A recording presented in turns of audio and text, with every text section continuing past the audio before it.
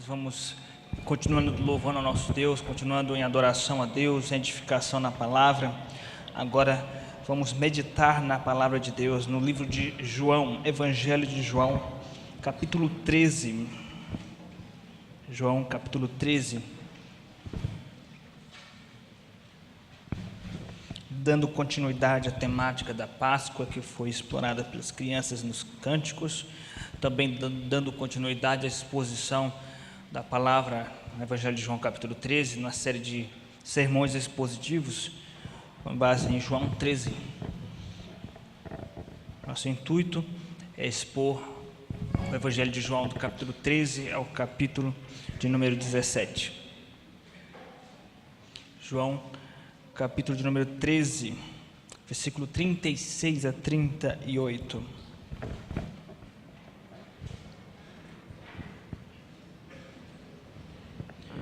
João 13, versículo 36 a 38.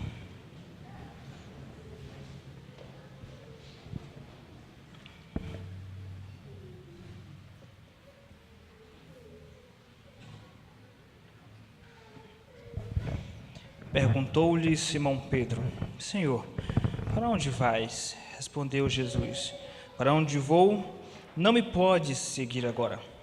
Mais tarde, porém, me seguirás. Replicou-lhe Pedro: Senhor, por que não posso seguir-te agora? Por ti darei a própria vida. Respondeu Jesus: darás a vida por mim? Em verdade te digo, que jamais cantará o galo antes que me negues 3 vezes. Vamos orar mais uma vez, irmãos. Espírito Santo de Deus, queremos te pedir que o Senhor, meu Deus, haja com graça, misericórdia, derrame sobre nós o teu poder, Pai, através do sangue de Cristo, através da obra de Cristo na cruz. Edifica nossas almas, edifica-nos, edifica a tua igreja, glorifica o teu nome, que saímos daqui alimentados profundamente, mais uma vez, por tua palavra, e que apenas o teu nome seja lembrado e glorificado. Se conosco, em nome de Jesus. Amém. Meus queridos irmãos, estamos no período de nosso calendário nacional, onde nós damos uma maior ênfase à questão da Páscoa. No entanto, nós devemos nos lembrar que a Páscoa ela é celebrada pelos cristãos continuamente em suas vidas, de uma forma especial na Santa Ceia. A Santa Ceia, na verdade, nos remete ao evento da Páscoa. A Santa Ceia, na verdade, é a memória da concretização da Páscoa na cruz. Mais uma vez que nós estamos envoltos numa cultura de bases, de fundamentos cristãos, isso se reflete em nosso calendário, no calendário nacional, onde tem uma data que nós damos uma ênfase maior à Páscoa como evento. E nesse sentido, nós devemos sempre olhar para a perspectiva bíblica da Páscoa, a fim de nos aprofundar, nos edificar mais ainda nessas questões que dizem respeito, na verdade, à nossa salvação. Meus irmãos, o que é a Páscoa? A Páscoa, na verdade, meus irmãos, é a morte de Cristo na cruz por nós. Isso é a Páscoa. A Páscoa é a redenção realizada na cruz de Cristo. A redenção, que é a compra que foi feita com o sangue para nos libertar dos nossos pecados.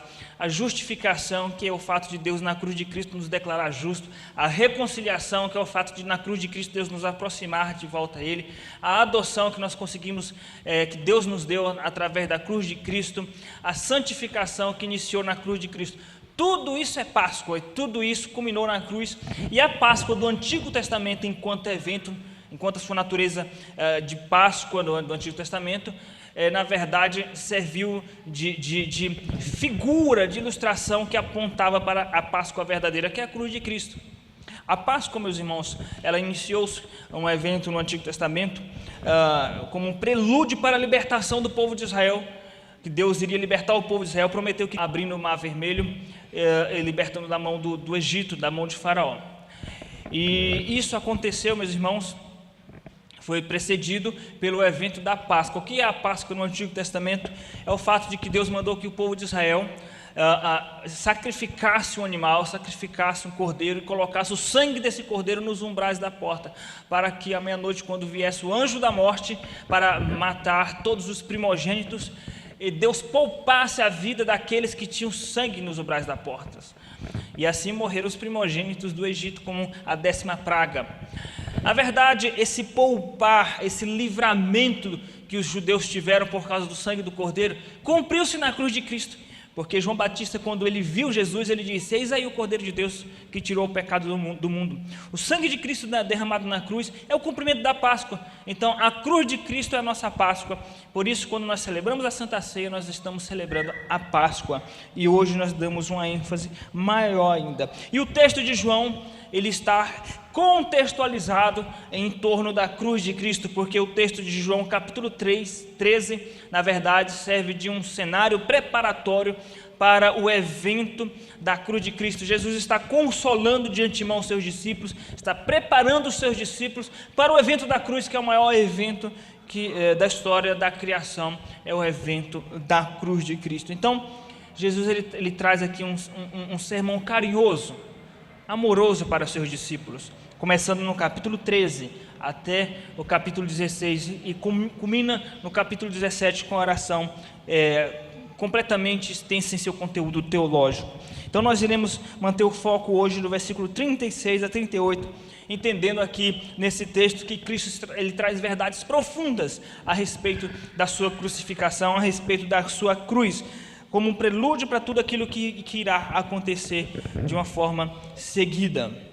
Então o tema dessa mensagem, meus irmãos, são verdades reveladas pela cruz de Cristo, com base nesse texto. E a primeira verdade revelada pela cruz de Cristo é que a cruz de Cristo é um caminho solitário. Jesus deixou isso claro para os seus discípulos, João, o evangelista João, também deixa isso claro nas palavras de Jesus, desde o início do evangelho, a respeito da solidão de Cristo em sua cruz. A cruz de Cristo, a crucificação de Cristo é um caminho solitário. Versículo 36 ele diz: perguntou-lhe Simão Pedro: Senhor, para onde vais? Respondeu Jesus: para onde eu vou, não me pode seguir agora. De que lugar Jesus está se referindo? Onde é esse lugar? Esse lugar é a cruz de Cristo. Esse lugar, meus irmãos, é o altar do sacrifício, é o Calvário. Aquele lugar, na verdade, a preocupação aqui, essa palavra onde, não é uma preocupação geográfica, topográfica. A preocupação aqui é uma preocupação teológica, espiritual. Esse onde, que lugar é esse que eles não poderiam ir? Se você tem Cristo em sua vida, se você recebeu Cristo como Salvador, Deus ele te poupou desse lugar. Esse lugar é a ira de Deus, a própria ira de Deus. Você não pode ir para esse lugar. Você não tem estrutura para suportar esse lugar. E na verdade, se você tem Cristo em sua vida, Ele já te poupou desse lugar. Quando Jesus diz: para onde eu vou, vocês não podem ir, Ele está se referindo à cruz. Porque os discípulos não poderiam suportar a cruz. Na verdade, a maioria das pessoas imagina a cruz de Cristo como apenas um sacrifício físico, um sofrimento físico. O sofrimento de Jesus em seu aspecto físico é o de menos dor. A maior dor que Jesus suportou foi a ira de Deus, foi ser expulso da presença de Deus. Na cruz de Cristo, meus irmãos, aconteceu o impossível. É impossível haver qualquer tipo de ruptura na Trindade, é impossível. Mas na cruz de Cristo, Deus tornou isso possível, porque Jesus disse: por que me desamparaste, Deus meu? Por quê? É impossível Deus morrer, porque a Bíblia diz que Deus é impossível. Deus tornou possível, porque na cruz o Deus Filho morreu. Tudo isso por causa do nosso pecado. Somente Cristo poderia fazer isso. Somente Cristo poderia fazer isso. Por isso que a nossa fé em Cristo, ela é suficiente para nos levar à glória. Porque tudo que Cristo fez é suficiente, porque somente Ele foi capaz, teve todos os requisitos preenchidos. Em que sentido? Na obediência à lei e na morte expiatória na cruz. Ninguém podia fazer isso por Cristo.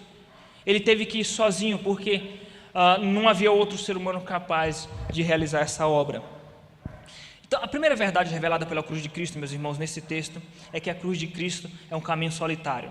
Somente Ele podia realizar esta obra. Não é à toa que nós damos toda a honra e toda a glória apenas a Ele, porque se somente Ele foi capaz de realizar essa obra, toda a honra e toda a glória tem que ser dada a Ele. É por isso que a teologia reformada não admite nenhuma glória ao homem. Algumas pessoas têm a mania de se acharem pessoas boas em sua natureza.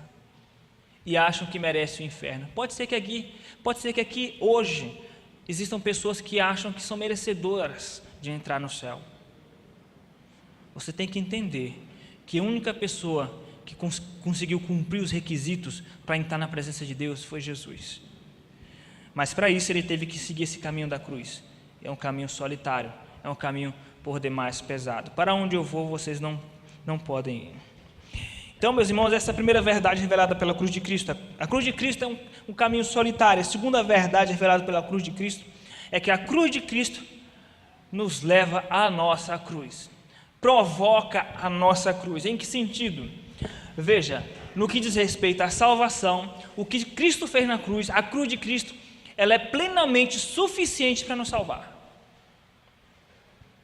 E eu falo isso e vou carregar isso para o resto do meu ministério nas mensagens. O que Cristo fez na cruz é suficiente. Afinal de contas, você confessou Jesus como seu único e suficiente Salvador. Então, o que Ele fez é suficiente. A cruz de Cristo é suficiente para se salvar. Só que se você acredita nisso profundamente, você tem que dar uma resposta para Deus de gratidão. E essa resposta que nós damos para Deus de gratidão chama-se a nossa cruz. Carregar a nossa cruz. Essa é a resposta. Versículo 36 diz: perguntou-lhe Simão Pedro: Senhor, para onde vais? Respondeu-lhe Jesus: para onde eu vou, não me podes seguir agora. Mais tarde, porém, me seguirás. E o que Jesus quis dizer com isso? Quis dizer que Pedro iria morrer na cruz por Jesus ou pelos discípulos? Não. Significa que Pedro também iria carregar uma cruz. Mas não era uma cruz expiatória, não era uma cruz redentiva, a cruz que Pedro iria seguir, queria carregar. Mas é uma cruz de adoração, é uma cruz de gratidão pela cruz de Cristo. A cruz que nós temos que carregar é uma cruz de gratidão, de retribuição pelo amor que foi revelado na cruz de Cristo. Isso significa que também nós temos que carregar uma cruz, porque nós recebemos Cristo não apenas como Salvador, mas como Senhor. E como Senhor, Ele nos dá uma ordem: carregar a cruz. Ele diz: se alguém quiser vir após mim, negue-se a si mesmo, tome a sua cruz diariamente e me siga. Quando Ele diz me seguirás, Ele está falando da cruz de Cristo. Meus irmãos, Paulo fala em 2 Coríntios capítulo de número 5, versículo 14, que o amor de Cristo nos constrange. A cruz de Cristo nos constrange a carregar a nossa cruz. Nossa cruz não é tão pesada quanto a cruz de Cristo, mas a nossa cruz também é muito pesada, porque implica em sofrimento, em dor, em angústia, negar nossas paixões, dizer não para os nossos desejos impuros, pela falta de domínio próprio. Isso nos causa dor. Abandonar o pecado nos causa incômodo, nos causa dor. Resistir às tentações é algo que nos causa suor, dor, angústia. Não é algo fácil. Se você vive a vida cristã de uma forma fácil e tranquila, supera o pecado de uma forma fácil e tranquila, ou você está mentindo, ou você não será o pecado de uma forma tranquila. Existe uma angústia, existe uma luta muito grande. Não é à toa que Pedro fala em sua primeira carta, capítulo de número 4, versículo 1, dizendo o seguinte: tendo Cristo sofrido na carne. Aonde Cristo sofreu na carne? Na cruz. Armai-vos vós também do mesmo sentimento. Ou seja, para você ser uma boa mãe, uma boa esposa, um bom pai, um bom filho, um bom funcionário, um bom crente, um bom irmão em Cristo, você vai ter que dizer não para os seus impulsos pecaminosos. Você vai ter que dizer não para os seus desejos desenfreados. E isso vai te custar caro. Isso vai nos custar caro, porque dizer não para o nosso pecado nos custa muito. Na verdade, algo que se assemelha muito a essa realidade, que também faz parte do processo de crucificação de Cristo, porque o processo de humilhação de Cristo, que remete à sua cruz, não começou no Calvário em si, mas em todo o processo de humilhação, desde o seu julgamento, ali já se iniciou, podemos dizer, o caminho da cruz. Nós temos que nos lembrar do Getsêmani. No Getsêmani, Jesus sabia qual era o plano de Deus, e Jesus queria e quis e seguiu o plano de Deus. Mas aquele relato daquela situação do Getsêmani é didático para nós. Jesus fez questão que fosse registrado. Por quê? Para mostrar que ele aceitou a cruz, mas que não foi fácil para a sua carne, para o seu corpo. O corpo de Jesus estava fugindo da cruz. O corpo de Jesus estava suando sangue porque ele não queria, não Jesus e sua natureza, mas o seu físico, o seu corpo estava resistindo, porque ele não queria suportar a dor da cruz, da pena de morte espiritual, da ira de Deus. Quando o pecado bate na tua porta, o seu corpo começa a clamar por pecado. Diga não, resista, mas isso vai te custar muito caro, porque é difícil, extremamente difícil. Paulo nos diz em Colossenses capítulo 3, versículo 5, ele nos diz que devemos matar nossa carne, fazei morrer a vossa natureza terrena. Como nós fazemos morrer a nossa natureza terrena? Com a crucificação do eu. Com a crucificação do eu. Então, a segunda verdade revelada pela cruz de Cristo é que a cruz de Cristo nos leva a carregar a nossa cruz como um sentimento de gratidão, uma postura de gratidão. E se você conhece algum crente que diz que é crente, mas não carrega a sua cruz, a cruz desse crente, significa que ele só acredita da boca para fora.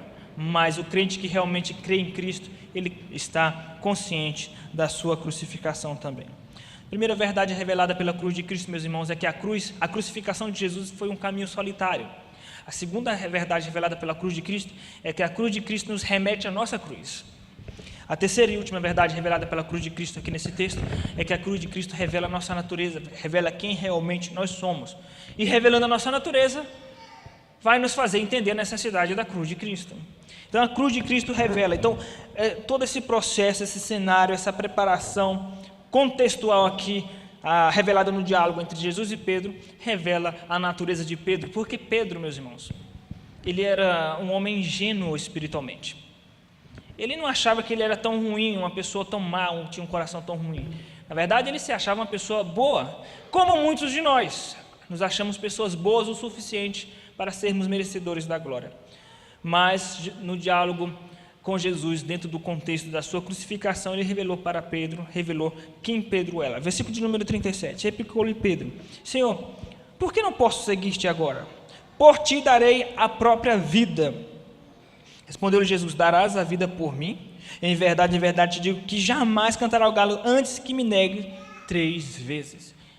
O caminho da cruz de Cristo, a crucificação, revelou para Pedro a covardia dele, o medo, a falta de fidelidade dele, a insegurança dele, a falta de amor a Deus. Foi tão constatada a falta de amor de Pedro para com Jesus que no confronto de reto, Jesus teve um diálogo com Pedro e Jesus falou assim para Pedro: Pedro, tu me amas? Porque Pedro achava que amava Jesus a ponto de dar a própria vida por Cristo. E antes de chamar Pedro para o ministério, Jesus teve aquele diálogo: você me ama, Pedro?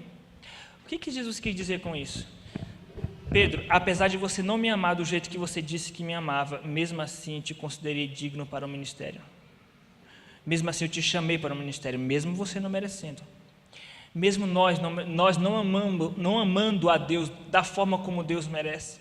Porque ninguém aqui ama a Deus à altura do que Deus merece. Ninguém aqui tem uma vida de consagração à altura do que Deus exige. A crucificação de Jesus revela quem nós somos. Por que Jesus suportou a ira de Deus? Por que o Pai abandonou o Filho na cruz? Porque é grave o nosso pecado é gravíssimo. A humilhação de Cristo revela o pavor que Deus tem do pecado, o ódio que Deus tem do pecado. Só que Ele descontou essa ira não em nós, mas na cruz de Cristo. Quando nós lemos os relatos, o sofrimento de Jesus, Ele foi moído pelas nossas dores, pelas nossas transgressões. Isso mostra o quanto Deus abomina o nosso pecado. Mas Ele não vingou a sua ira em nós, mas na cruz de Cristo. Meus irmãos, é por isso que muitos pregadores, muitas igrejas não gostam de falar da palavra da cruz, da mensagem da cruz, porque a mensagem da cruz humilha o ser humano, não exalta o ser humano. Isso não traz lucro. Essa mensagem que humilha o ser humano não traz lucro, mas é a mensagem bíblica que é o único caminho para a salvação. Você não vai encontrar a salvação enquanto você não admitir a sua miséria espiritual. Se você quiser ter acesso à glória, se você quiser ter acesso à vida eterna, você tem que admitir a podridão que existe em seu coração. Você tem que admitir a podridão que existe em seu coração. Pastor, que palavra pesada. Podridão não. Você tem que admitir todos os aspectos amartiológicos da nossa natureza de pecado. A podridão que existe em nosso coração é a palavra. Jeremias 17:9 diz que é desesperadamente corrupto em nosso coração. É podre sim perante Deus, o seu e meu coração. Quanto mais rápido você admitir, mais próximo você vai estar da graça de Deus. Quanto mais duro e arrogante você se encontrar, você estará longe da graça de Deus. E uma evidência da arrogância humana é quando nós nos achamos melhor do que as outras pessoas. Começamos a medir os outros através da nossa própria régua, da nossa própria métrica, nós medimos os outros. A cruz de Cristo revela a nossa natureza, o quanto nós somos pecaminosos e pecadores. Meus irmãos, essas são as 3 verdades reveladas pela cruz de Cristo. A primeira verdade revela que o caminho da cruz de Cristo foi um caminho solitário. A segunda verdade revela que a cruz de Cristo deve nos remeter à nossa cruz. E a terceira verdade revela que a cruz de Cristo revela a nossa natureza, aquilo que nós somos, pecadores em nossa natureza. Que Deus assim nos abençoe, meus irmãos.